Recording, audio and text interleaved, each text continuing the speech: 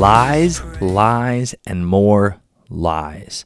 Today we read Luke chapter 23 verses 1 through 43 of Jesus on trial before Pilate and Herod, and then the crucifixion. And we discovered that it was lie after lie that put Jesus on the cross. But it's okay, because this was to fulfill the prophecy. This was to fulfill what Jesus truly came to do. Welcome to This Day Devo. My name's Pastor Guy. I'm glad you're here with me on this wonderful morning. And you may have noticed this is our third time again through the Gospels, but we're getting Luke's version of this. And did you notice all of the lies? I mean, you have just read, if you're reading with me on pace, right, you have just read in a series of several weeks directly through the book of Luke. And by doing that, you know Jesus' story.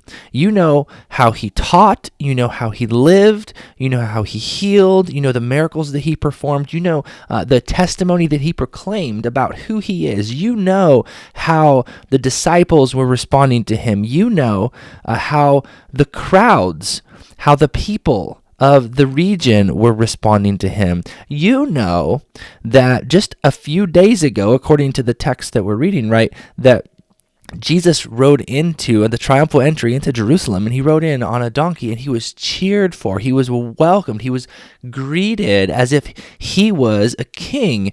And you know all of this. You have read the good. And through it all, you've seen the snakes, the brood of vipers that are the Pharisees, and those who are trying to cut him down and have him killed. But you have fresh in your mind the good that Jesus has done, that he is a good and godly man, that he is perfect and sinless. And at the very beginning of this trial, you saw the very first line as they're introducing Jesus to Pilate, who they say it this way. They say, "This man has been leading our people astray by telling them not to pay their taxes to the Roman government." Now, this is a plea to Pilate to kind of hit him where it hurts. He is, the representative of the Roman government, and by saying this, they're going to get under his skin because you need to crucify this guy. Look at what he's doing. Look at what he's done.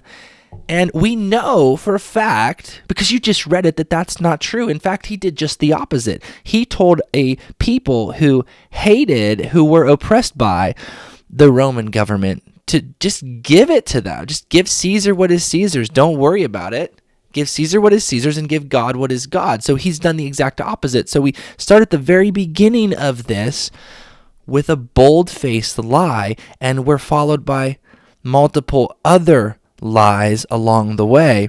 And so in this series of events with Pilate and Herod, where Pilate, we see here in the book of Luke more obviously than in any of the Gospels, that Pilate not only did not want to approve Jesus' crucifixion, but he saw no reason to do it.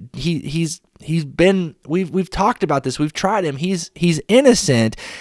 But these series of events were important because these series of events, they show us, they declare to us the truth of what you would see in John chapter 1, verse 29, that the spotless Lamb of God would take away the sins of the world, a fulfillment that he would be sinless, that he would be unblemished, that he would be perfect.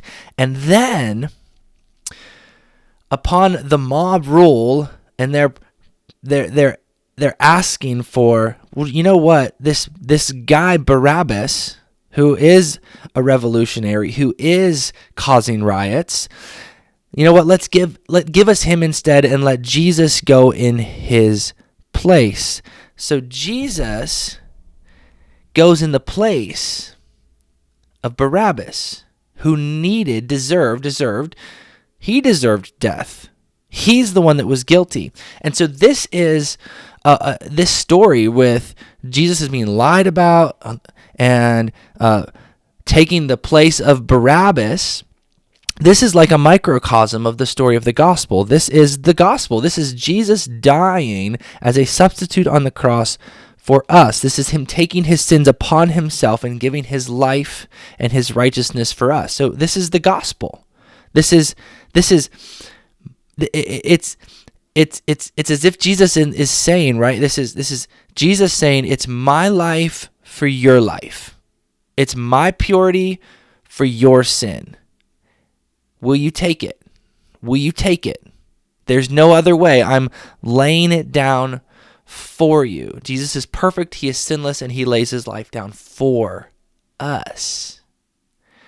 Hebrews 9:27-28 says it this way. It says, just as man is destined to die once and after that to face judgment, so Christ was sacrificed once to take away the sins of many people, and he will appear a second time, not to bear sin, but to bring salvation to all who are waiting for him. Jesus is perfect, spotless, unblemished, and sinless in all he does. He is not a liar. He is lied about and lays his life down for you and I. And even, yes, Barabbas and those who were calling, crucify him, because he would say later on the cross, they know not what they do. Father, forgive them. Forgive them.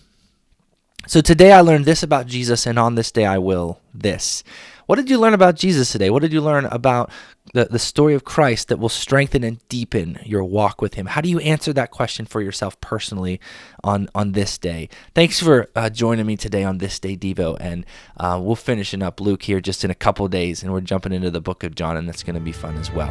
Have a great day. Love you. Bye. I am with you in the darkness.